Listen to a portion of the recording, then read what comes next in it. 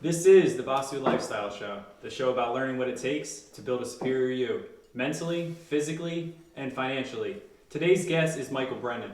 Michael Brennan's overcome depression, anxiety, substance abuse, and has a lot of tools that we're going to share today to help you guys get through your issues and become a better version of yourself.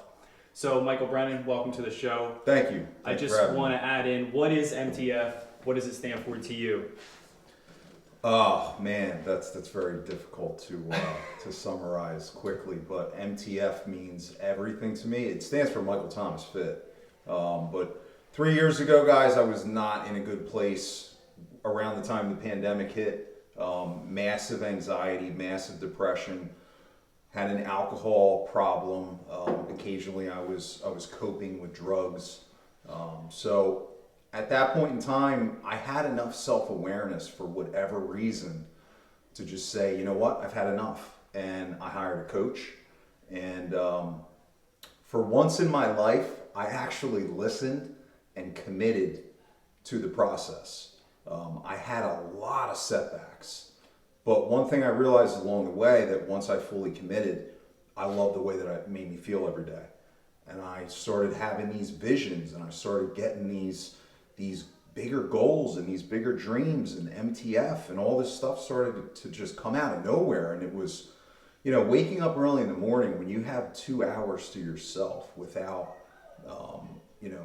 any distractions, your emails, your texts, your calls, you're focusing on your personal development, and you're really honing in on these visions, because at first when they start hitting, you're like, what the fuck? Like, I can't do this. There's no way. I like that because you're like, why did I even think of that? The first time it comes to your mind, you're like, MTF, what the hell is that? And then it slowly comes to you. It probably took you, a year to actually put it into action? It was just some weird thing. It still thing. is in action, and it still is evolving, because I was just sitting here talking to Tony about before we went on, like, initially I just wanted to do life coaching and be a coach and teach people how to get better at life based off of everything that I learned up to that point.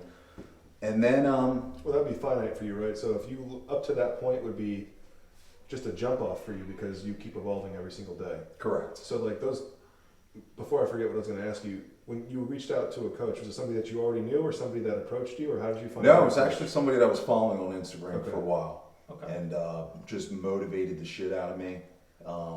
His approach is definitely different. Yeah. I needed somebody that was like a hard ass, not like outside the box. Yeah, very outside the box. Very, he actually kind of looks like you, man, because he's all tatted up, big dude, big handsome guy with a beard. Yeah, and like I needed somebody that like I respected to actually listen to. Oh, absolutely. Because if I don't respect you and respect like everything about you, I don't pay attention to you. That's like taking financial advice from a poor person. Like, correct. You're just not going to do it. 100%. Yeah. So I listened, and it changed my life. And then as things started to evolve for me, I'm like, you know what? I want to create a brand on social media where I can just pull people from all over the planet and share positive messages, share positive content. People that that I'm trying to bring into our community are people that I follow, and for however reason, I don't know how I come across these people, but I start following them. And I love the ones that are starting out at the bottom. I watch their journey. Yeah. And they're fighting. I'm not looking for the stars that live up on the fucking mansion. I'm looking for the guy who, like, his life was just like mine. It was shit. Yeah. And then I want to shoot this dude a DM every once in a while and be like, yo, brother, keep going, I'm watching you. Watch his journey, be a part of Correct. his journey. And then build him up, and then he can start giving back, and all these people start sharing content on MTF. Yeah. And that's how we spread, positivity and bring the world up. Which is kind of what we need inspiration. now. Inspiration is universal. Like, you don't have to, like you said, you're going all over the world for people. Somebody in Australia could be like, yo, I really dig what this person's doing. He's inspired me to take that step forward. You don't have to go in your backyard for that. You can literally, it's the nice part about being able to have your social media platform. That's right. Is you touch more people, the people that you don't know, That's the biggest thing is when you can actually, what I discovered in this process is that what made me feel the best as a person was hearing another dude say, yo, bro, thank you, you saved my life. like that for me, man, that changed the game. Because you know in that moment you've been exactly where he said thank you from. Well, not only that, it just takes me back to like where I was less than 3 years ago, and how quickly it can change when you commit and you're honest with yourself every day.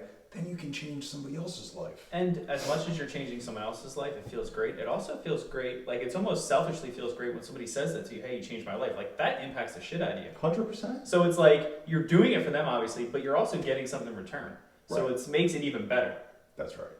It gives me more energy. Yeah. It lifts me up because it's reassurance to me that what Yeah. I'm doing is Yeah. actually working. Compared to your Well, old it's a righteous life. path for you. You know that when even one person says you changed my fucking life, that's a righteous path. You've done good in the world. When just I by said in the impacting that beginning one of this, person. dude, I was like, if I could do that for one person, Yeah. I succeeded. The only thing's Anything one. else is icing on the cake. So let's, for the people who don't know you, let's take them through this journey because there's a lot of people who are struggling in life. So what was your lowest point that you decided I need a coach? What happened throughout your life? Did you have a lot of anxiety? Did you always have a substance using problem? Yeah, so I was a binger. Okay. All right. So when I binged on cocaine. Right. So my biggest problem was alcohol. So I own a painting company that my dad started back in 1999. And when I started painting with him, I was kind of just, trying to figure out life. Went to college, hated it. Couldn't stay focused in school, didn't want to do it. Had a bunch of different jobs, still trying to find my way. And his business started taking off, so I went to work with him. I was in the field for the better part of 10 years, but still just never really, it didn't click for me. But I knew I liked growing the business.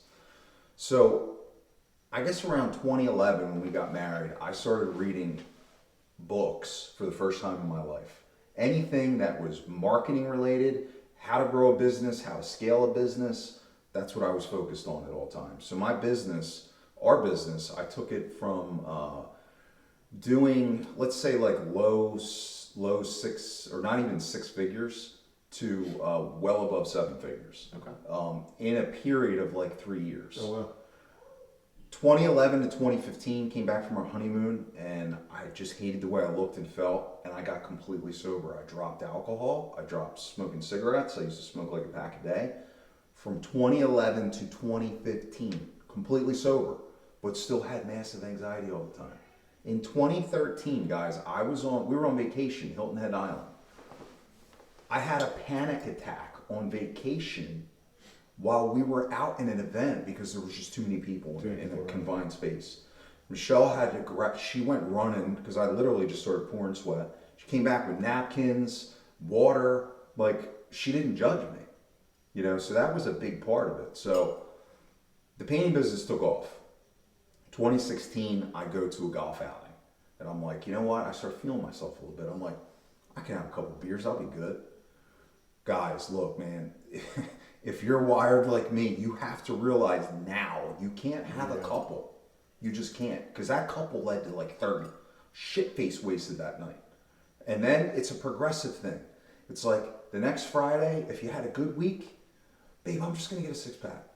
If I had a bad week, same thing. But I was getting a 12-pack and only telling her I had six. And it just gets progressively worse and worse and worse. So as the business grows, your stress grows. Mm-hmm. If your habits don't grow with it, you're falling back on that comfort every week, which is an escape from your reality. So when I would really escape and really get crazy drunk is when I would, for some reason, have to use cocaine. Just the way your brain was working. It's just the way that it worked. Growing up as a kid, we did it. I never had an issue. Yeah. But for some reason, when I really, shit really got bad, that's where I ran. That's where I turned to. So in I've been sober completely since 2021, July 18th. And, it's a lot easier for me now. The last time I literally almost died again, and I'm like, that's it, I'm done. And this was after I had already hired a coach. I was rocking and rolling, things were good, and I got cocky again. Yeah. But around the time the pandemic hit, it was when it was real bad. I shut down the painting business for a week, hired the coach, and that's when I really dove into it. Why did you finally decide that it was time? Because I knew that if I didn't, I was going to die soon. I was to the point where I was drinking like a bottle of vodka every night, a 12-pack of beer, probably some wine with that, and that was 7 days a week. Okay. Yeah, so. What do you have to find? Do you have to find a why? Like, what is someone who, like, there's a lot of people obviously struggling, but they can't commit. They'll do like how you did the first couple of times. Why did the last time actually stick? I get that a lot. You know what I mean? Because I know. we know a lot of people struggling and Bro, trying to help listen, them. Yeah. and I think that for a lot of people, unfortunately, relapse and setbacks are part of the process. It's almost like it's necessary because you don't know how good you're doing until you fall off, right? And then you're hungry to get back to that starting point again. Yeah. I think that, because I've relapsed, I can't even tell you how many times. And each time it's just like, it's so bad and you're so low and you're like, I can't believe I did this again. How did I get here? Yeah. I'm never doing this again. But then a year later it happens. And, you know, every time it happened, it's because I did not have the discipline that I have today. Everything that I do is 100% non-negotiable. I cannot surround myself with people that partake in certain things. Like, I can be around people if they're drinking and they're having a good time, but they're usually not. They're not my inner circle. They're not the people that I'm with that like I feel safer Right. with. It's just not. It's not what you have to choose very wisely. Are you anxious in those settings when you're around people who are Not anymore. Not anymore. No, I actually get like angry At them or at you? at them. Now, is that in any setting or a bar setting? When people are like getting drunk and talking stupid, I'm like, I gotta go. Oh yeah. Oh, I yeah, gotta yeah, yeah. No, but if The that's sober what I mean, around like- drunk people, it's But just if we're like, having a barbecue and we're socializing and no one's shit faced, are you mad at us? No, All right. no, I was no, like, damn, man. no. It just irritates me to see certain people that have to escape so much. Like excess. Like Yes, it's excessive. like, yo, dude, just stop. Like, because I know where it goes. You know, Yeah, you I better. know where it can end up for people. And life is so much better, dude, when there's nothing, for me, no substance. I don't need to escape my reality because I love it. I love everything that I created. Well, you Yeah. built it. Right. And it's hard. Okay.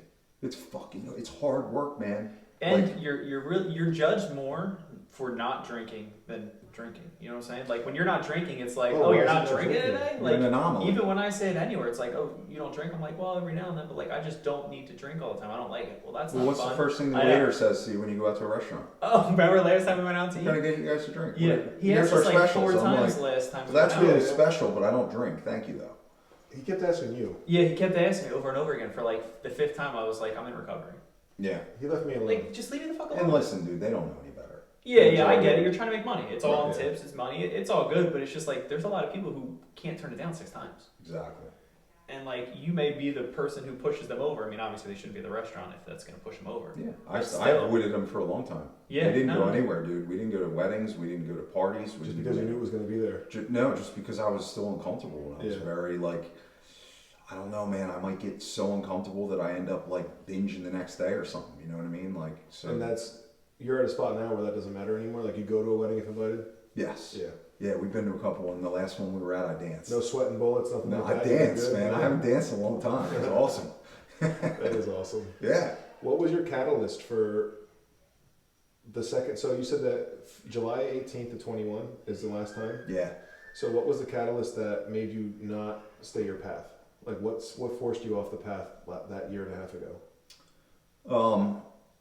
I kind of was really down on myself because I felt like I let my coach down. You know, I wasn't doing the things that I should have been doing. Like, especially for the whole first year. Yeah. I was still drinking. Did the coach know that? He didn't, like, we had Zoom calls. Yeah. So he definitely knew.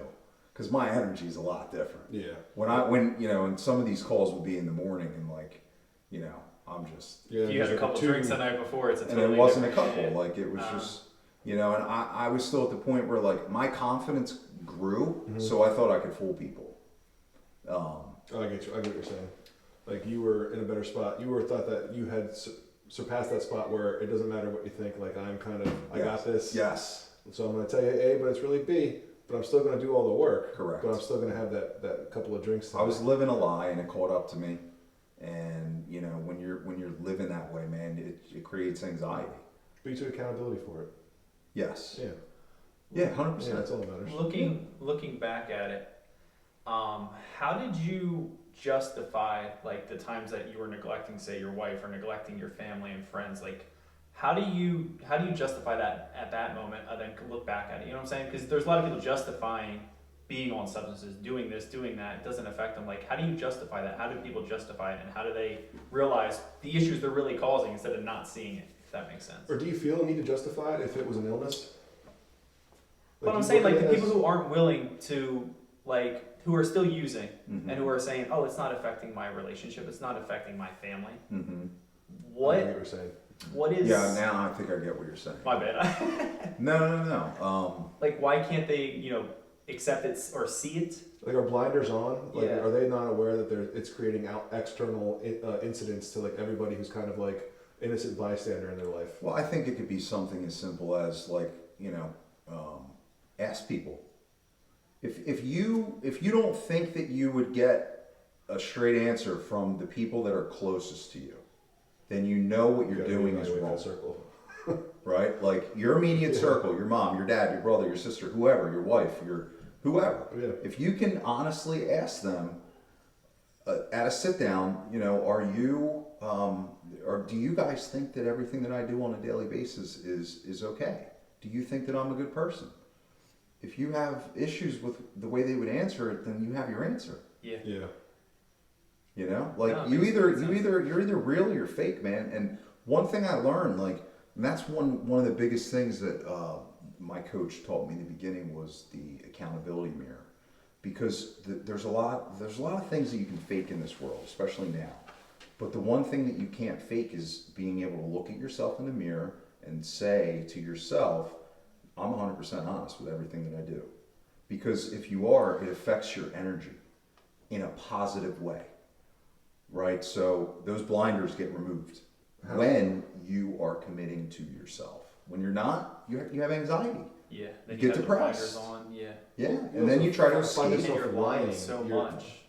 You get caught up in your lies. And you start believing them almost. I feel like it's a detriment to you, obviously, because you're not staying the path that you've decided that you want to go. But it's a detriment to everybody else around you too, because if they're taking it at face value that this person's not lying to me, you know, some of those people might want to help. They might want to say, hey, listen, if there's an issue, if you tell me about it, I got your fucking back. Yes. But how the fuck can I help you if I don't know what's going on in your life? That's right. You know, you kind of alienate your inner circle. Yeah. It doesn't matter what the person across the street fucking thinks. Avoidance is everything. Yeah. When you're not doing the right things, you start avoiding Okay. everything because you know it'll make you feel uncomfortable. Oh yeah. You know, it's but not- when you're it's not doing a the good right feeling. things, you live with no fear because you face everything, and that is where your confidence is derived. How many of the people that you currently coach or have coached have like straight up lied to your face about that you've caught on to it? Like, are you then able, like, once you identify that something's off or they're lying to you or they may have relapsed but don't want to tell you, are you then able to have that conversation? Be like, hey, stop fucking lying to me. I'm here to help. Yeah, I haven't had that happen yet. Good. Which is good. Yeah, that's good. You know, the hardest thing for people is not working out. It's not, man. The hardest thing for people is the food. Yeah.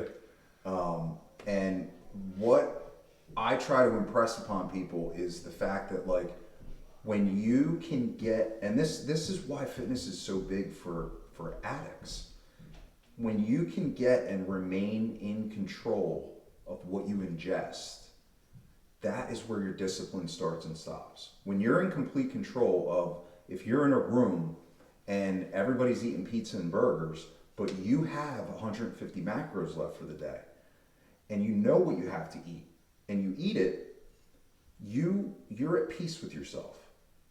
You feel good when you overcome that. Yeah. And you're building momentum. So the next time you can Dude, do it, when you're like, you I do did that for last time. 30 days straight, I try to tell these guys, bro, 14 fucking days of just keeping your word to yourself, Yep. you'll never fucking go back. It's- You'll feel like a beast. Well, that's true in like the fact of the food thing. It's funny because we all kind of have in the beginning like an addiction to food. Yeah. But we when don't you have even an know. addiction to alcohol, like you said, I avoided drinking, which is easy. You can't avoid the food though. Yeah. You still have to You eat. have to eat. So like the alcohol can stay out of the bar, out of these things, but you person who has a food addiction still has to eat. We all have to eat. Yeah. And well, of course, nobody looks at food as fuel, which we obviously should. Yeah. I guess we can go into that kind of High next. octane, man. What What do you? what is your thoughts on nutrition? Well, number one, I don't like coaches and people that completely restrict people from the things that they like the most. But I feel that it's extremely important that if you do have issues with controlling yourself, you should give yourself a good 60 days of just eating clean. Clean just means no processed food. Clean basically. means whole foods. Okay. Yep. Yeah. Do you give them do you delineate their diet, and when they come to you and say, hey, listen, give me 60 fucking days? So if I'll change your guys relationship if with guys food? don't have any experience with macros and Mhm. shit, I don't like to confuse them in the beginning. Yeah. So the first 90 days, it's like depending on their weight and where they're at, let's just do 3 to 4 whole food meals per day. Yeah. Extra water, some fruits, some vegetables, and stick to that. Cut out the You're shit. keeping them full still, so they're not like Right. going off the rails Exactly. looking for food. Dude, guys drop so much weight so Mhm. quick just from that. And I learned that from trial and error, because some of the guys in the beginning, it's like, all right, bro, go get a food scale. Here's your macros. Now for every meal, they're like, all right, fuck, I got how many? And then they get overwhelmed, They're like, fuck and they're like, this. fuck this, man. This shit don't work. They're on steroids. Yeah, I have people at work ask me, and I'm like, well, like you eat an American diet now, cut out processed foods, do it a month, Yeah. and then decide if you want to try weighing it out. And Yeah, even if yeah. you're going to go that route, you're not trying to get super fit. Just Yeah. weigh it out for a week, because most people eat the same shit, Yeah, and then you kind of know your portion size. correct. And it's that simple. But you got to start slow. You can't just start weighing it out because you're not going to do it. There's just no way. I just try to tell them that, like, for those 3 to 4 meals in the beginning, keep your protein intake like anywhere from 25 grams per meal up to like 45, 50. And same thing for carbohydrate intake. And then keep the fats moderate, like anywhere from 8 to 18, 20 grams per meal. And the rest is history. When you sprinkle in the exercise, and then if you get these guys walking 10,000 steps a day, Yeah. forget about it, dude. It's game over. And you start to feel different. And then you're Movement is getting such- over your movement's anxiety. You're everything. getting over all You these face things. the Yeah. things that used to give you the most anxiety, like this for me. I used to be a nervous fucking wreck, dude. I still get a little anxious coming Oh, in. absolutely. A Everybody little gets sweaty nervous. palms and shit, but I'm like, yo, bring it on. That's where I know where my strength is. The more, like, if it makes me nervous, I know it's going to make me strong when I get through it. So I don't avoid it. I go through it. I think the best thing with people who start reading personal development books is you realize everybody struggles with different things. Everybody Yeah. fucking And struggles. you read it and you learn tools to overcome it. And that's basically a tool. Like, hey, if I face this, next time I'm going to feel a little bit better. And I'm going to feel a little bit better. I'm going to get a little bit better. Everything's just a skill to develop. People who like get anxiety, which we all do, obviously some people have it at a major level. Yeah. They feel like, oh my God, you have no idea what I'm going through. I can't get through this. And it's like, no, just take small steps That's and it. start learning and realize that everybody struggles. Everybody has issues. Yeah, we all do. And the best coaches have coaches. Oh yeah, I mean, I was going to say that. I'm glad that you still have a coach, because every coach that I know has a mentor, Yeah. and they have a mentor. Yeah. There's not like a hierarchy to like, oh, I'm a coach, I don't need one. No, everybody, like, look at the people who run the world. They have people who whisper in their ear what's going on in the world and tell them, hey, listen, you might not want to do this, you might not want to do that. X, Y, and Z, Y. There's always an outcome to why they You get might not advised. want to get into that one. Which thing? No, I'm not. Wait, I'm not talking about that shit. I'm just saying, like, wait, what did I miss? people with, like, political shit. Oh, yeah. People whispering to other people what to do. Yeah. Well, I mean, like, there's always somebody there that knows. You're not the. I guess I say, like, for me, I don't want to be the smartest person in the room, because then I'm not learning anything. Yeah. So if somebody else is in the room, I hope that you're smarter than me, because I want to learn. I don't want to sit here and be the person giving you all the fucking information, because I want some information back. Yeah. And so when you say I still have a coach, I think that that's not only admirable, but I think it's the most intelligent thing you could do, is not get rid of somebody who's helped you build a better version of yourself. I mean, that's why we're fucking Well, here. even the strongest people need accountability. Yeah. I So agree. like it's a no-brainer. Something you said a few minutes ago too, when you said that fitness is important or imperative for people who have addiction issues. It's, do you find like once they realize, hey, I don't need the substances, I just need the fucking headphones on, head down, sweat my fucking ass off, get my body right, get my mind right. Do you feel like that's like the most normal or natural progression for people? Like once they kind of get a hold of what you're trying to put them through? The hardest part, right, is like those first 60 days, because everything you're doing is the complete opposite of what you used to do. So that's why I started out with, 7 days. I put a toe in the water. 7 days, dude. Let's get through these 7 days. Then we'll get through 14, then 21. You get to that 30-day mark, if you're committing 100%, you're not lying to yourself anymore, you're almost changed. Like your change your brain starts chemistry. it starts that quickly. Yeah. It did for me. Yeah. Unfortunately, what happened to me was I got real cocky, right? Because I hadn't had a six-pack in my life since I was like 21. So when I got in shape the first time, like every morning I'm in my fucking bathroom mirror, like shooting for the gram. What's up? So that part of it, I had to get under control. It was very hard for me to remain disciplined because you get attention from it, right? But you've also earned that. I mean, it's hard to not admire something that you've worked and earned for. But I get what you're saying. You go down that rabbit hole, like, look at me, motherfuckers. Yeah, I don't want to be like perceived in that way. You know what I mean? I want people to see me for the work ethic. For what you're doing. The body is a byproduct of our daily discipline and our habits. So whatever we choose to build, whatever we're comfortable with, like I don't compare myself to any other dude in the gym. Well, I don't get intimidated by other guys. If you're bigger than me, if you're more ripped than me, good for you, bro. Put the work like in. I can do whatever the fuck I want with my body, and I know I can because I did it. So, more people, they wouldn't be intimidated in the gym if they put more into themselves. Yeah, you're only competing with yourself and making progress better than yesterday. That's kind of why we started this whole project. Yeah. And I just posted something recently. It was like only 4% of the population is in the gym that works out. So it's if you make it to the gym, I don't care if you're number 4%. You're still 4%. 4% is pretty damn good. That's a 96 on a test. I think for a lot of people that, don't really understand why we do it. It's not for the biceps, it's not for the abs, it's not for the, of course, all that stuff is great. We want all that. It's good. But it like fitness isn't always about the superficial reasons. It's the internal. It's and what mental. That's what I mean. Okay, I thought you meant like internal. Like the harder as you progress in your fitness, the more you increase the intensity, the more you challenge yourself with learning a new skill like boxing or martial arts. You're expanding your mind. You're growing. And that's what fitness did for me. Like it started me like at the bottom. I always was in the gym. I always worked out. But I never committed to a diet consistently and reap the rewards from it. And got to say, like, this is what I did to get this look. Yep. So that part of it is... So are you now, like, I don't want to use the word addicted because that's kind of like... Yes. But you're addicted. I mean, do you? 100. I don't see a problem with saying that. I'm addicted to the gym. 100%. So like, you're addicted to what aspect of the gym? The release of the endorphins that your body gets, the rush that you get from what I'm to sweat, the most addicted to now because like so deep in the process. I'm sure you guys can respect this.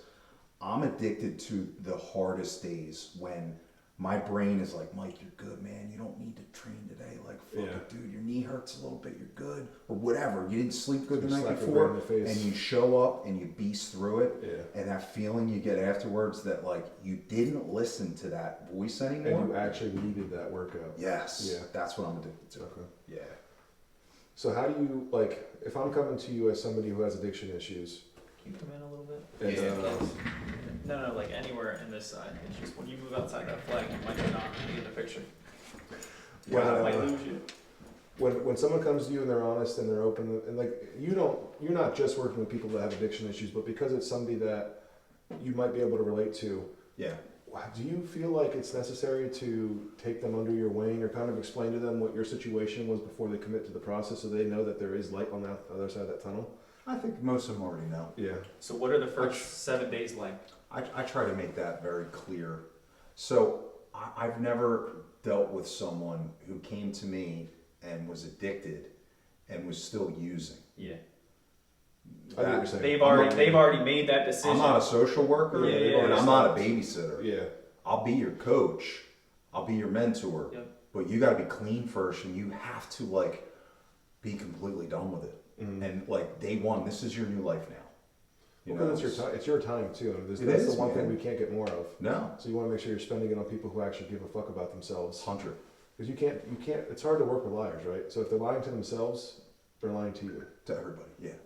Yeah, I get it. So once they decide that they're done using or they're done dealing with the anxiety, the depression, being out of shape, what are the first 7 days with you like? What are the beginning? So like for somebody who's not ready to come to you, say, what are the beginning tools that they could kind of start to develop? I try to keep it very simple for everybody, and I think everything starts and stops and revolves around your morning routine. You know, because you used to see me in the morning at fucking 3:10 for 2 years out there doing pull-ups and push-ups and shit. That's how I had to start my day in order to not go back. But it's super important to pay close attention to what you consume in the morning. Like we were talking before about this coffee mug. That's the first thing I see in the morning is a positive affirmation. So after my coffee cup is full and I'm sipping my coffee, I'm usually creating content, right? But when I was in the beginning stages, I was consuming content. So whatever I chose to consume had to be something that was going to positively uplift me. I'm not coming down in the morning and turning CNN on. I'll tell you that. Yeah. Or any other news station. Yeah, absolutely. I'm not. Like Because it's that's not positive. It's right? pollution. Yeah. It's pollution. So Nice. it's just everything in the morning is creating a positive energy, positive momentum. So you're taking that into your day with you. Do you meditate? I do twice a day. How long? Yeah, and it just depends. Yeah. Usually 10 to 20 minutes. And what do you get from that personally? My wife Less seems road meditating. rage. Less road rage. That's fair. Well, that's good. Everybody on the road, you're safer. It gives me the ability to control my thoughts more. Yeah. But it takes a lot of time, just like exercise. Because I've dealt with a lot of people that are like, oh, I tried meditation, that didn't work. How long did you try it for? Oh, at least a week. All right, why don't you give it like 45 days? Do it consistently every day. And then see how it affects your So that's what I mental. need to hear because I have ADHD. So like Me too, bro. me sitting there, it's like clawing at the fucking walls. Yeah. And we did it and she still does it. I did it with her for like a month. And like I'm not gonna lie, I slept better. We did it before night. We had a nightly mantra that we would listen to. Yeah. And then when I get home from work, we would do it in the afternoon. And then we did like about 10 to 20 minutes of yoga on the TV through YouTube. It was all fucking free. Yeah. And I felt great. And then for some reason we stopped. I don't remember what the reason was. And my brain just like pushed it out. I just don't care about it. And I know that I need to. So like the other day she said that we're gonna start doing yoga again. Not we should, we're going to. And like if it's put on the plate in front of me like that, then I'm gonna do it. Yeah. And so I'm always curious to see who meditates Mm-hmm. and who doesn't, because I think it's when I did it, it's a useful tool. Yeah. It's just another tool Doesn't help my road to rage, the though. arsenal. To what? Doesn't help my road rage though. Yeah. The cabin of my truck is it's a safe haven for curse words when I'm driving down the road. One of the biggest things for me that I dealt with was my anger. Yeah. Right. So the anger a lot of times would lead me down that path. You know, so I try to avoid confrontation as much as possible so that it doesn't affect my energy negatively. Well, you're passing your energy on to a bunch of other people too. Right. They're almost reliant on your energy being the straight and narrow path. Correct. So back to that before, like I'm just trying to avoid things that I know are gonna get me angry and have those tools like meditation that are gonna keep me under control, you know, and not react. It's a tool of the arsenal. So you have one of many. Yeah. Yeah. A good saying I think I heard was the loudest person in the room is usually the weakest mentally, which makes complete sense. You have no control and poise of yourself, which is super important. Yeah. So we have getting positive things in, meditation. What are some other tools that somebody can Obviously start? we're so I use a fitness app I'm sure you're familiar with called Trainerize. Yeah, I have it for our gyms. Yeah. Yeah. So I'm developing their workout programs for them in there. So that's going to be anywhere from 4 to. Here's the other thing. Like I want them doing some form of movement 7 days per week.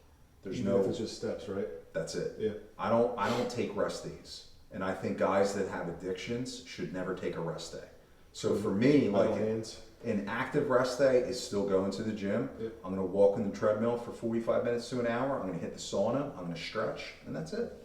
But and it's a rest day, so you're toned down, and a lot of those days your brain is just telling you, yo, you don't need to go there today. So it's hard. So if your brain is telling you that and you don't, then that's going to screw you up. So you need to go, Yeah. because then you win that You battle gotta tell your brain to shut up sometimes, right? all the time. End of the day, it's like a cheat day because today's my off day. So then it's like, oh, I can also have a cheat meal. I can Yeah. have this, and you're I'm just big building on that cheat negative. meals. Yeah, but I'm saying Not you're cheat building days. the whole day turns into just a loss. You lost the day. Yeah. Especially if you're doing it on a mathematical side, you're trying to make sure that you're in this threshold for staying in a deficit calorically. A Yeah. cheat meal is doable. You can move around some shit to make sure you have enough room 100. or change portions, whatever. A cheat day, if you intake on a cheat day 4,000 to 6,000 calories because you don't fucking know that not the nachos at the restaurant are 2,800, that's your fucking lunch, then you had Dunkin' Donuts for breakfast, you're going to be working your ass off for 3 days to get back into your deficit. Right. So your next weigh-in, you're not going to fucking make it, bro. You're going to be pissed at yourself that you're up or the same from last week. Yeah. And this program doesn't work. Yeah. Yeah, It's your I'm not the fault. one who Maybe you told you should to be eat programmed. fucking 4,000 calories of nachos. I don't think people realize how many calories are in some of the bad things, like in a bag of chips or in a can of soda. It's just like, it's such a waste to even do. Or even just your Garbage. morning I'm coffee. not going to say the name of the restaurant, but when we were flying out to Florida last year, we sat at one of the restaurants in the airport, and they had sodium warnings. They were saying, caution, sodium warning in big red, 2,500 milligrams of sodium per, like, for the fries, another 3,000 for the chicken fucking sandwich. It's like, you're deep frying salt. But then people think that salt's bad, which is funny. No. It's like, it's not. I It's know, great. that's what I'm saying though, but because our food is so processed and people have this thing like, I can't use salt because it's bad for my You blood need pressure. salt, you need It's iodine, like, you need no, the iodine. issue is all the sodium in these processed foods that you continue to eat, which you shouldn't be eating. Yeah. Well, the problem is too, they have too many goddamn options. 2,500 milligrams. Everywhere you go, man, you got a That's fast food place, you got Wawa's, you got everything, man. It's just too many options. And for there's people. not many healthy There's options. not. You can like for Wawa, you can build yourself a nice salad that will be within your macros. Yeah. But anything that you're grabbing off that fucking shelf, Terrible. probably tastes great, but like, Even I But realized. in the beginning, though, the main thing is getting rid of things that are holding you back. yeah, And you have to be honest. it's accountability, man. Yeah, like how bad do you want to change? How do you help somebody stay accountable if you have an inclination that they're not being 100% forthright with you? Because you're like Bro, a straightforward person. that's a gift, man. Yeah. Like I like to build relationships. You know, so Yeah. like, and that's the hard part for me because I know as a coach you're supposed to kind of keep it like, but like I want you to fucking win, dude. So I feel like if you're falling off track, I'm gonna be on your ass. I don't think that. I like the approach of as you're like being in their face as their coach. I don't think arm's length is healthy for people who are trying to get change. Yeah. I think that's a great way to go about Well, it. Because people are scared to be real with people nowadays too. Everybody's scared to offend somebody and shit. So if you're like, bro, you're bullshitting me. You Yes. still look like shit. Yes. It's time to make these changes. You this is going to can't help lie to the scale in the mirror. you. Yeah. You can tell me all you want, but if I see your pictures next week and things look off, guess who the liar is? Yeah. So, like, Yeah, or like I want to see the photo of the scale with both feet on it this time instead of one foot. yeah. Like, let me know that you're not fucking bullshit. Right. Yeah, I mean, I've had clients who have said they'll weigh themselves at home. I like them to weigh themselves, wake up, pee, poo, whatever, get naked, get on the scale, weigh yourself. Same scale, same room, Yep. same time of the day, every fucking day. Yeah. Or not every day, it's once a week. But when shit's not moving, I'm like, you're coming into the gym, we're training, I'm gonna fucking weigh you first thing in the morning because something's not adding up. And then they get on the scale at the gym, they're 5 pounds above what they're fucking reporting. Are we training anymore or are we done? This is Like, a if waste we're of done, time. tell me, because there's 3 other people I've told no to give you this Yeah, time yeah, and to give yeah. you my fucking time, Yeah. which that's all I've got. Yeah. Like I don't want to be rude, Yeah. but if you can't follow A, B, C, then fucking go train with somebody else. Yeah. It's okay. It's no big deal. It doesn't hurt my feelings. Dude, it irritates me so bad because like they don't realize like once they commit, like how quickly things will change for them. Momentum, right? Yeah, so if you just Yeah. give yourself a chance, get out of your own way a little bit. everything's gonna fall into Yeah, I mean, place. you build the momentum to win the day by eating everything right, exercising. You do it the next day, you do it the next day. You start to feel different. Within a month, people start to comment on you looking different. Even Yeah. if you were overweight, in 30 days, people are going to notice that haven't seen you. Yeah, And then that feels good. So you feed off of that. And you just have to keep feeding off of your wins. right. And eventually, you don't even recognize yourself from a year ago. Yeah. And then the next year, you do the same shit. And life just keeps getting fucking better and better. There's Yeah. no reason to go into your 30s and 40s and say, I looked great at 18. Yeah. What the fuck are you doing? Yeah. What's your slap to yourself in the face when you have a shitty thought about, maybe one day I'll have a beer? I haven't had that thought in a long That's time, beautiful. man. What Yeah. was your slap in the face though when you had that thought? Like, how did you get yourself out of that mindset? Because that's like The last time I had it was July 18th, 2021. and it's never again. That That's was fucking beautiful, man. that was real bad, bro. That's a Like, big fucking real, day. real bad. Yeah, it was bad. I was in a state of paranoia for like 4 days after that. Have you ever tried AA or anything like that? Yeah, I was in 2 rehab facilities when I was Okay. younger, and then I tried AA, and I had so much anxiety that I couldn't sit in a group of people. Mm. So for me, it didn't work at the time. So there's different solutions for different people to help them. Yeah, one of the guys that comes with us to the track now every Saturday and Sunday at Lenape, Jacob, AA worked for him, Yeah. and he was a heavy drinker. Well, they say our brains are like thumbprints. There's not two that are ever the same. Yeah, So like everybody's chemistry is completely different, and when they try to kind of assimilate medication towards people or things that work, it might work for 30% of the section, where 70% needs different guidance, different help, different means. yeah, So Yeah, we're all different. Yeah. I mean, certain things are going to work. It's just, but I think just building good habits, it changes your mental state, and then you become different. well, Yeah. you both have said it. You said win the day, Yeah. day after day. You said give me 7 fucking days and I'll tell you why.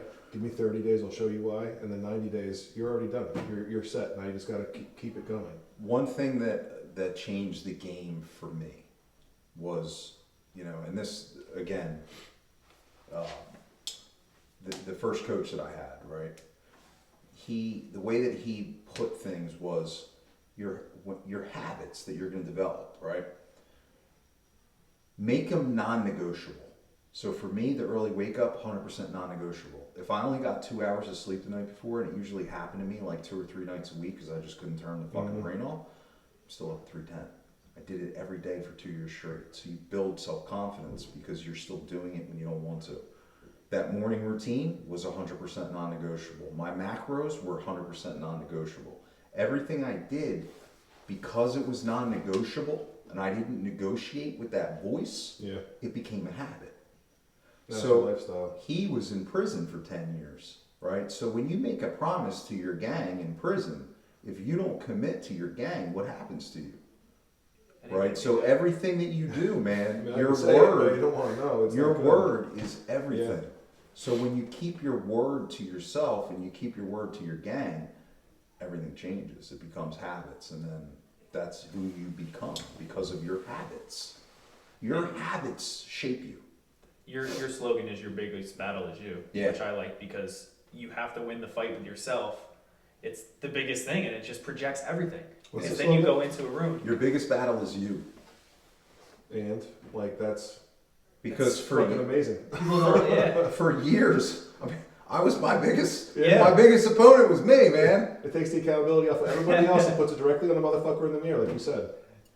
That's where it all starts and Yeah. stops, man. Because the fucking, especially now, the blame game. Well, I would do that, but this person or that or this happened 5 years ago, and it's just like, Yeah. You no one's sound telling pathetic. you can't wake up at 3:10 every day. That's you against you. We all have circumstances. We all have traumas. We all have things that impacted us that shaped who we are. But it doesn't mean that we have to remain that person. It happened for a reason. Yep. And a lot of times, the more that it hurt, the pain is what helped me become who I am today. and you So, can use it as fuel. Like the almost people every who day. told you you're always gonna be this, that, and the other. You're never gonna get over this. You're always gonna be an addict. You're always gonna be this. Now you're like, fuck you. And I remember. I'm sure you remember the people who said this, and this about you never recover, and you're like, fuck that. I like using that shit as fuel. I don't really. I was in a hotel room on Route 73 in Marlton. Okay. This was probably like 20 years ago. Binged out on cocaine. And I left the hotel room because I opened the front door and I thought I saw a police officer in the parking lot. Mm-hmm. So I just went running. And I ran across Route 73. And as I get across the street, I stop, I'm out of breath, and I'm walking, and a car is coming. And it was somebody that I knew from high school. And they saw me, and I was like, fuck, man, I can't. That right there was when I felt like, holy cow, like how did I get here? How did this happen to me? I was the fun, happy, athletic kid that like was pretty popular kid. Like, how did this happen? Now you're running from imaginary cops over the highway. Oh. So what did that do for you? Was that like a aha moment where it was like? No, because I relapsed a lot after that, man. Like I wasn't an everyday user. But did that occurrence make you try afterwards, or did it not matter? Every occurrence made me try. Yeah. Every one. And you remember every single one, right? Every single one. Yeah. They all made me. I don't know how I survived them all. I really don't. But they kept me here for a reason, and I'm a firm believer in that now.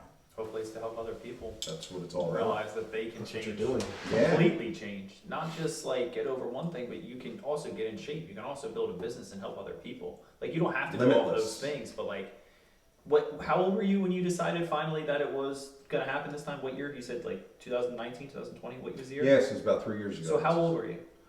42 now, so like 38, 39. So you're 38, 39. Oh, I've been doing this my whole life. This is my life. No, you can change your life at 38. You can change your life at 58. I don't even know what I want to do for the rest of my life. At I don't. 26. Yeah, exactly. I love what I'm doing right now in this moment between here and between the gyms and raising a kid. But I have no idea what I want to do in 10 years or 5 years or 20 years. Yeah. So I think we're always fucking growing and changing and trying to figure shit out. It just takes some of us fucking longer. Yeah. I'll be 40 before I know what I want to do for the rest of my life. I guarantee. Then it. by 50, you'll think it's something totally Yeah. different. You gotta have a growth mindset. Especially with the ADHD, like I'll do it, I'll kill it, and then I'll move on Yeah. because it gets boring.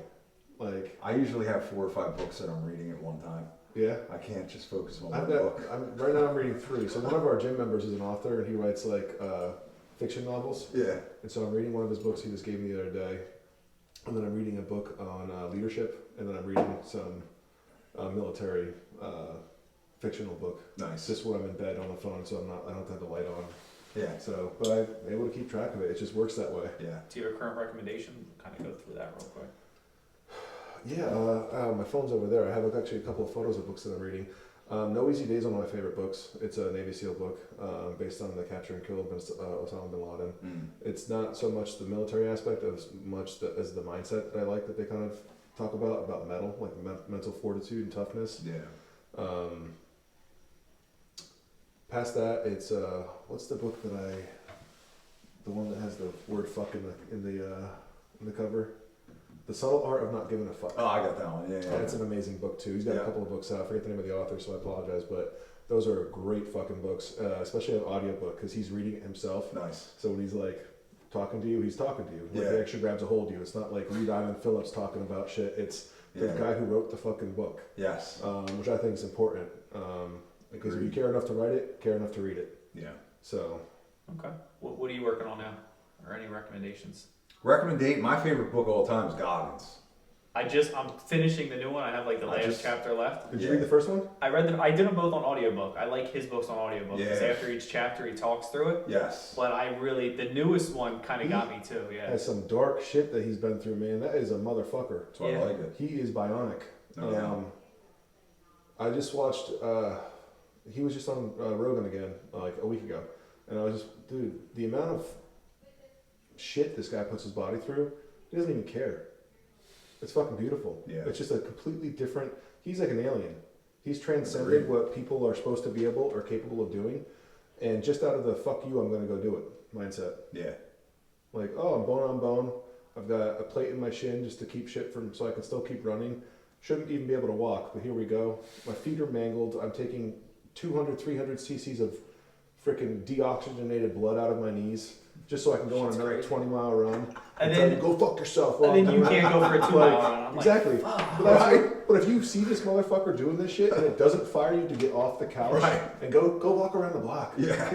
Try 7,000 steps, much less. This dude's doing 100,000 steps a fucking day. I like the part that he went into a Navy SEAL office because he saw a commercial, but he was over 300 Yeah, pounds. he's a big boy. And they were like, "Yeah, okay." And he's like, "No, really, watch yeah. me." And he did. It's the you say no, I say fuck you mindset. Right. And use that shit as fuel, and he's still talking about it. 20 years later? Yeah. Like, there's nothing wrong with using your people who said bad shit to you. There's nothing wrong with using it as fuel. One of two things happens: you either use it against you or for you. Yep. I used to use it against me.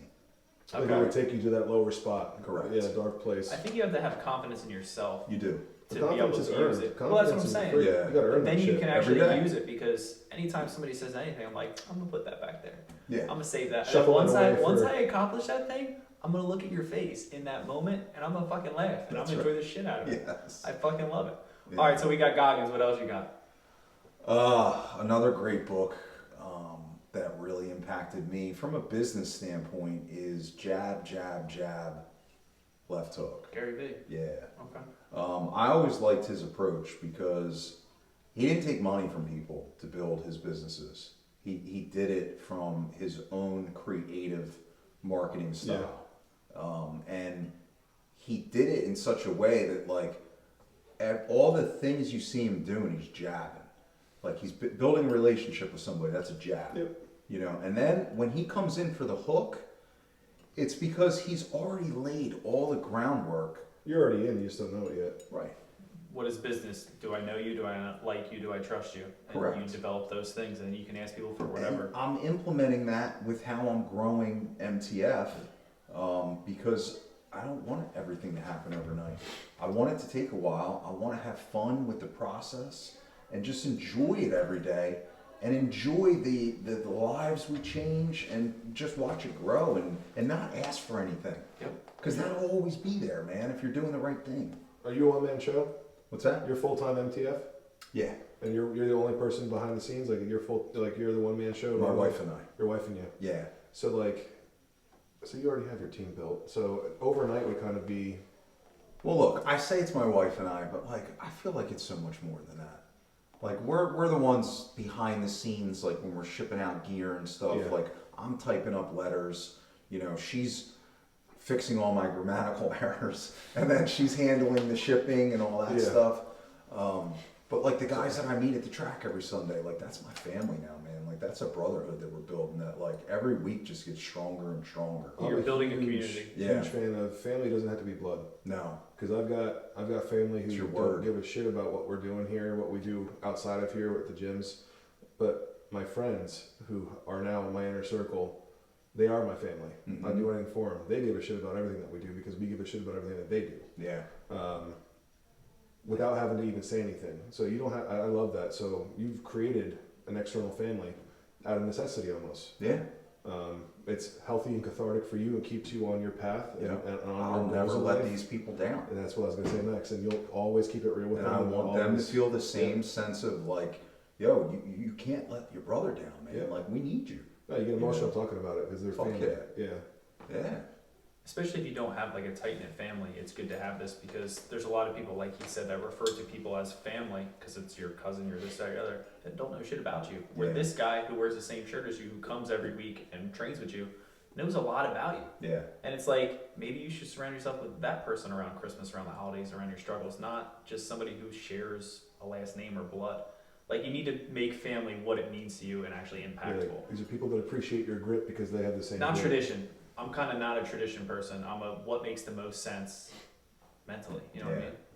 Yeah. 100%. Yeah, I don't need my family members to stroke my ego or tell me No, I'm doing no, a good no, job. no, no. But Nobody. even like what's going on in your life? Yeah. You know, Yeah. that'd be cool. But I don't have to worry about that because I've got my You got all actual your- family that we built That who you know know what's going can- on Yeah, in you my don't, life. you don't have a problem Because with they're a those part of people. it. No, yeah, I love my it's family not to a death. hard thing. It's just to realize, like, maybe Yeah. certain things I'm not going to be able to spend time with you because I want to spend time with the people who are growing with me. Yeah. It's not personal. I still love you, respect you, all that stuff. But, like, hey, This just doesn't make sense. I only have so I much don't take it time. personally at all. That's just who you are. Yeah. And that's cool. It's just Most who I am. people that are like trying to do and create big things, you're going to have a very small group that cheers for you. Oh yeah. Very small. Large people that are like waiting for you to fail though. Like a lot of people stop posting on social media platforms because they only get 10 likes. I don't care if I get 10 or 40,000. Yeah. I shared that because I felt it, and I wanted one other person to feel what I felt. It was important for you to get that out. That's it. Yeah. So if there's not a bunch of likes, I don't give a shit. And if I'm you going to don't be like, don't posting follow it. 6 hours Yeah. later. If you don't like it, unfollow me. Plus, social media is not the real world. It's not. It's something we've created to like quell. It helps with creativity, but it quells our ability to get out and fucking do shit because your phone's now telling you, hey, your screen time is up 97%. Get the fuck off the couch, asshole. That's right. In my defense, my screen time is high, but I listen to a lot of YouTube. Okay, But it'll be like, screen time's really high, and I'm like, we'll yeah, get you I'm an listening iPad so your to... screen time will be nice to you. Yeah. Listen on the iPad. But But it's no, it's YouTube. like that's not. It's not a real world. Yeah. You see these fitness models who are, and also I'll use fitness as an example. You see these people out there who are ripped to fucking shit all year round. They're working out in the gym, not an ounce of sweat. Their makeup's perfectly done. That's a photo shoot. That's not a workout session. You're Yeah. there to promote yourself. Right. But then you see people like you guys on the football field, cold as fucking shit in the morning, actually doing stuff and also having a conversation about life while doing it. Yeah. They say, okay, I'll like that one. But little Mr. Six-Pack Abs over there who's just flexing in the mirror, I'm not going to like that. I'm just going to scroll right by you. Well, it was funny because yesterday was the first day that we, like, I call it, we hold church. After we walk the track for like 40, 45 minutes, and then we run sprints, and then we do push-ups, and now we're doing planks right after the push-ups. And then after that, we hold church at 50-yard line. So I give anybody the ability or the opportunity to just speak. Now I'm going to start doing it differently now. I'm going to have a weekly question or topic that each person is going to get an opportunity to speak on. Okay. But yesterday it was more like we were just sharing family, like funny stories, like growing up as a kid. And like I belly laughed more than a few times. And like people don't understand the power of laughter when you're a former alcoholic addict. When you can laugh all the time and you're comfortable in your skin, you've won. That's what it's a personal development is about. To be able to get you to a place where you feel free and comfortable and able to express yourself without any anxiety or you know, transcended sadness almost. Yeah, that's what it is. Like, it's a desolate. That's like a very sad way to live. Before now, you're past that point, so you can actually celebrate the good moments. One of the dudes were there for. is like a little under 70 days sober from alcohol, and he was bad. And he said now more than a few times, he's like, dude, thank you. Like, this is everything to me. He hurt his ankle last week. And he doesn't have health insurance right now. So he can't go get an MRI or X-rayed or whatever. He still showed up. He's still there. He's gimping around, but he showed up. That to me, dude, that is what I respect. Hell yeah. I respect that Especially shit. so young in the process of being sober. Because Because what I it'd be said so to him this fucking easy morning, to I fall said, off. bro, I'm a firm believer of this, and I'm not tooting my own horn, but if you didn't have this group right now, you probably wouldn't have stayed sober. And if you got an injury in the beginning of Yeah, your recovery. you need people. Yes. You need a What's circle. an easy reprieve from pain? Drugs and alcohol. Yeah. It's an quick, escape. it's easy, it's cheap. Yeah. So that's fucking awesome. Yeah. It's commendable for whoever that person is. Yeah, he's the man. Shout out to Zach. He's a fucking beast, dude. So. What do you think it takes to build a superior you? Number one is you have to be self-aware with what's making you not superior. Yep, identify your weakness. Identify your weakness, and then, you just got to chip away at it. Like, people go into New Year's resolutions, and they're Chip's trying to pretty be superior in the first week. Yep. That's the thing, right? It's a process. Yeah, dude, Like like, you said, just give pick yourself one 45 thing, fucking dial days. in on it. Pick one habit for the first month of January, master it. And then, like the Atomic Habits book, just start stacking habits. Now February, pick another habit. Add that on to the first one. By the end of the year, you got 12 habits. Yep. New habits. Whether it be 10 pages a day, 10 planks a day, 10 push-ups a day. Add them all together. By the end of the year, dude, you won't recognize yourself. Yeah, it's good math too. It's like we were doing what? We've done push-ups, lunges, planks. If people carry that shit, if that becomes your habit for the month and you carry that habit into the next month with a new habit, you're doing like 30,000 push-ups a year. Same with lunges, same with planks. Yeah. Like that's a lot of fucking time for you to better yourself. Yeah. Not just physically, but also like the aspect of reading 10 pages a day. You're talking about 4 minutes of your day. Yeah. What percentage-wise is less than a half of a 1%. You know, Yeah. it's nothing. But to your brain, it's everything. Mm-hmm. Your brain's a fucking muscle at the end. It's an organ, right? But it's also a muscle. If you don't use it, it stops working. It looks to be done without that kind of stimulation.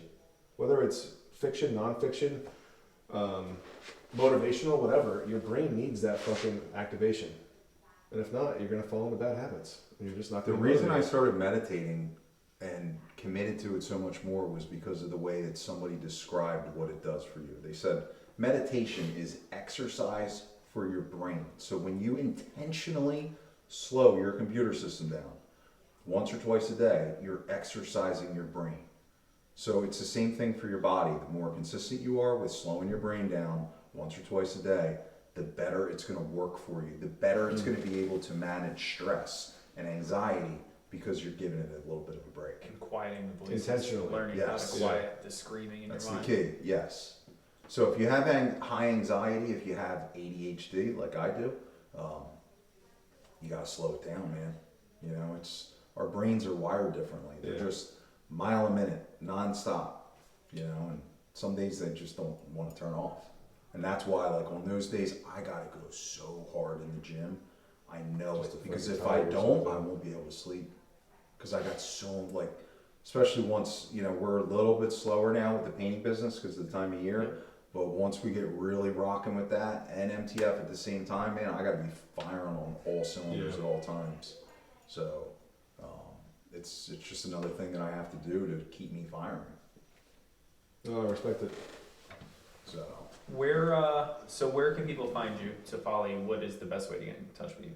I would say the best place to follow us would be Instagram, Michael Thomas Fit _1980. I had to change it because the last page that I spent over 2 years building was hacked and I couldn't get back into it. Is somebody operating it, or they just hacked it and just stopped it? Have you ever looked to No, see? you can still get on the page. No, but I'm saying, is anybody posting like pictures on it, or No. they just hacked it? No, I know when it was hacked originally, like a couple of my boys were like, "Yo, you're doing financial stuff now?" Because I just got a DM from you. Oh, that's what everybody's It was thinking. like, Bitcoin. Yeah, invest with me. I clicked on something, man. I don't know, and my account. I was literally in the middle of a post one morning. I hit send, and it said, "You've been logged out of your account." And I'm like, "Oh, that's weird." Turn my phone off, turn it back on.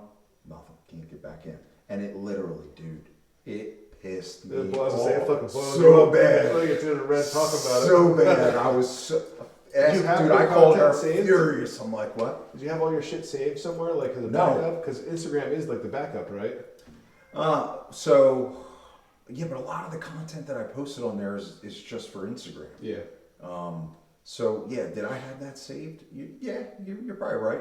I probably did. So much work though. It's a Well, lot. it's a lot of work you put into one account. That Yeah. like, you know, if you, God forbid, you say something a little wrong on Instagram and poof, like the click of a button, you're getting told for it. Yep. But if you're like, fortunately for me, my income wasn't based on that account.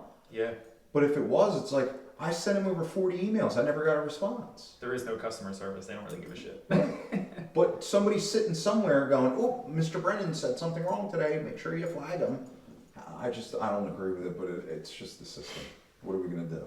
Yeah, sadly, you got to work with the tools that we Yeah. have, the social media we have, because there is no other option right now to stay in touch and stay in contact with people. Yeah. So first and foremost, Instagram, Facebook is Michael Thomas Fit, and that's about it. Your Before, website? MichaelThomasFit.com. Yeah. we'll add it in the description, but before they leave, I really wanted to add something really important. Mm. Like the video, subscribe to the channel. Yes. And we got a lot more shit coming at you. This We're going to have motherfucker. Mike on again. Nice. This is going to be a long process. Appreciate you guys. See you next time. Awesome. Take care, guys. All right, guys. Have a good one. Oh, so that